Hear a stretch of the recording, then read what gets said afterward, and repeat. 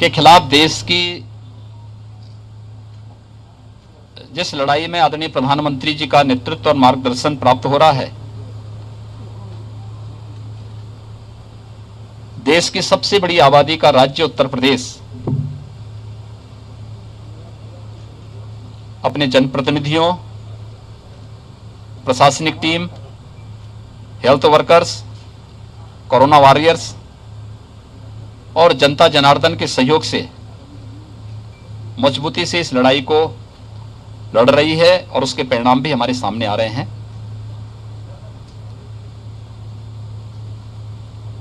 उत्तर प्रदेश के बारे में, सेकेंड वेव के बारे में कहा जाता था कि उत्तर प्रदेश सबसे बड़ा समस्याग्रस्त प्रदेश बन जाएगा और 25 अप्रैल से लेकर के 10 मई के बीच उत्तर प्रदेश में 1 लाख केस प्रतिदिन आएंगे।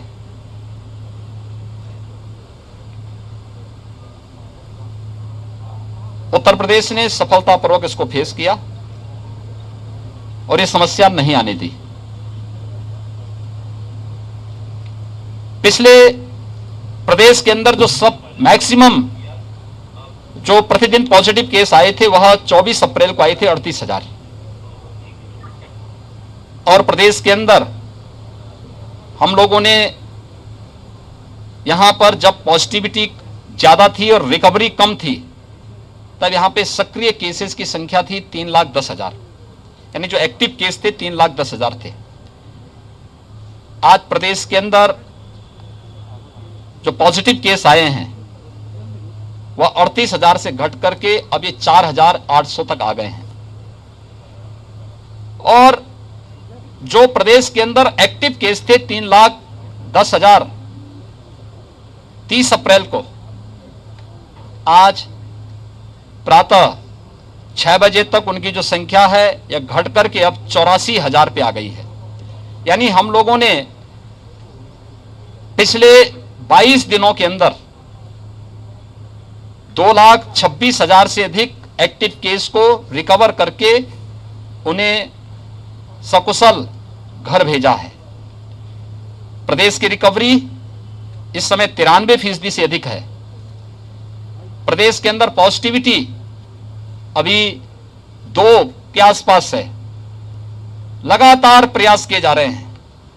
टेस्टिंग प्रदेश की सर्वाधिक है। 4,67,00,000 से अधिक टेस्ट वर्तमान में प्रदेश यहां पे कर चुका है, लेकिन फर्स्ट वेव और सेकेंड वेव में कुछ अंतर था। फर्स्ट वेव में हमें ऑक्सीजन की किल्लत नहीं हुई, लेकिन सेकेंड वेव में जितनी अधिक संक्रमण था उतनी तेजी के साथ ऑक्सीजन की आपूर्ति की मांग भी बढ़ी और एक प्रकार से क्राइसिस से देखने को मिली। हम आभारी हैं भारत सरकार के जिन्होंने हमें ऑक्सीजन एक्सप्रेस उपलब्ध करवाई, वायुसेना के विमान उपलब्ध करवाए। हम लोगों ने जहां ऑक्सीजन उपलब्ध थी देश में वहां से ऑक्सीजन एक्सप्रेस के माध्यम से प्रदेश के अलग अलग जनपदों में उपलब्ध करवाने का कार्य किया और आज भारत सरकार के सहयोग से राज्य सरकार और तमाम हमारी अन्य संस्थाएं मिलकर के हर जनपद को ऑक्सीजन के क्षेत्र में आत्मनिर्भर बनाने के लिए भी कार्य कर रही हैं। अकेले इस कमिश्नरी में 15 नए ऑक्सीजन प्लांट लग रहे हैं। झांसी में 6 ऑक्सीजन प्लांट अकेले झांसी में लग रहे हैं, लेकिन हमने थर्ड वेव की भी तैयारी की है। थर्ड वेव के लिए अभी से हर मेडिकल कॉलेज में पीडियाट्रिक आईसीयू के निर्माण की कार्रवाई हमारी प्रारंभ हो चुकी है, हर डिस्ट्रिक्ट हॉस्पिटल में भी। इसके अलावा ग्रामीण क्षेत्र में सीएससीज में भी हम इसको फोकस कर रहे हैं। दूर दराज के लोगों को इस ना आना पर बहुत उनको समस्या ना होने पाए, इसके लिए इसको फोकस करते हुए अभी से इस अभियान को हम लोगों ने लिया है और इसीलिए मैं बुंदेलखंड के प्रवास पे आया हूं। बुंदेलखंड में भी मैंने झांसी, ललितपुर और जालौन की समीक्षा बैठक ली है। टीम ने यहां पर अच्छा करने का प्रयास किया है और उसमें पूरी टीम मिलकर के इस अभियान को आगे बढ़ा रही है। उसके परिणाम भी सामने आए हैं। जो पॉजिटिविटी रेट यहां पर थी उसमें काफी गिरावट आई है, रिकवरी तेजी के साथ यहां पर बढ़ी है यानी अगर आप देखेंगे कि यहां पे रिकवरी का जो रेट है वह काफी ज्यादा है, और उसका परिणाम है कि अब जो एक्टिव केस हैं इस पूरी कमिश्नरी में वे काफी कम हो गए हैं।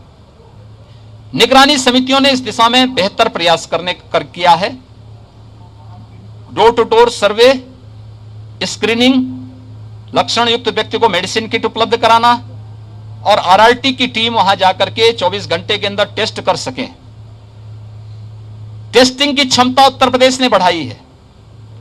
आज हमारे यहां उत्तर प्रदेश में 3,17,000 टेस्ट हुए हैं, यानी अब तक का रिकॉर्ड टेस्ट है ये। जब कोविड का पहला पेशेंट आया था उत्तर प्रदेश में पिछले वर्ष मार्च 2020 में, तब उत्तर प्रदेश में एक भी टेस्ट नहीं होता था। आज हम एक दिन में 3,17,000 टेस्ट करने की क्षमता विकसित कर चुके हैं। कोविड के बेड्स बढ़ाए जा रहे हैं। हर एक स्तर पर एक नए प्रयास हुए हैं। हमारा प्रयास है, एक एक व्यक्ति का जीवन अमूल्य है, उसको बचाना है, और साथ साथ हर व्यक्ति की जीविका को भी बचाना है। हमने इसके लिए कोविड कर्फ्यू लगाया है। कोरोना कर्फ्यू सामान्य जनजीवन प्रभावित हुए बगैर हमारी कोविड संक्रमण की चेन को तोड़ने की जो नीति है उसको हम सफलतापूर्वक आगे बढ़ा रहे हैं। और कोरोना कर्फ्यू को इसलिए 31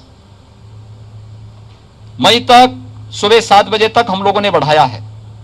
इसमें हमारी आवश्यक सेवाएं चल रही हैं, उद्योग हमारे चल रहे हैं, परिवहन निगम की बसें उत्तर प्रदेश के अंदर संचालित हो रही हैं, सब्जी मंडी, फल मंडी, गेहूं क्रय केंद्र, कोटे की दुकान, ये सभी हमारे संचालित हो रहे हैं। लेकिन सब में कोविड प्रोटोकॉल का पालन करने के लिए व्यवस्था दी गई है।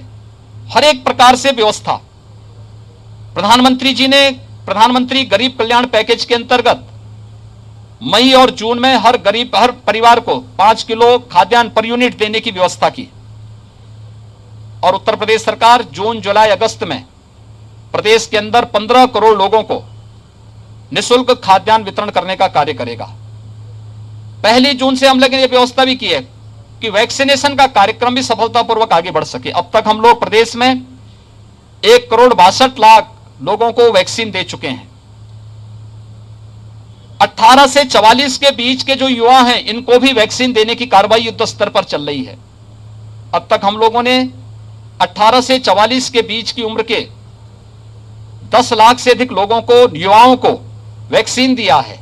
अभी तक हमारे कमिश्नरी मुख्यालय और कुल 23 जनपद हमारे वर्तमान में 18 से 23 उम्र के लोगों, 18 से 44 वर्ष की उम्र के लोगों के लिए वैक्सीन की कार्रवाई के साथ जुड़े थे।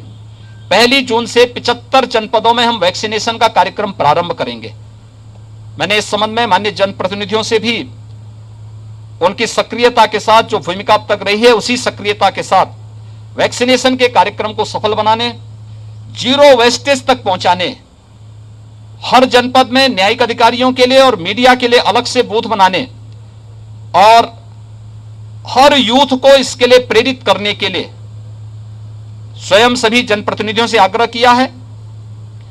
और गांव-गांव में भी हम लोगों को प्रेरित कर सकें।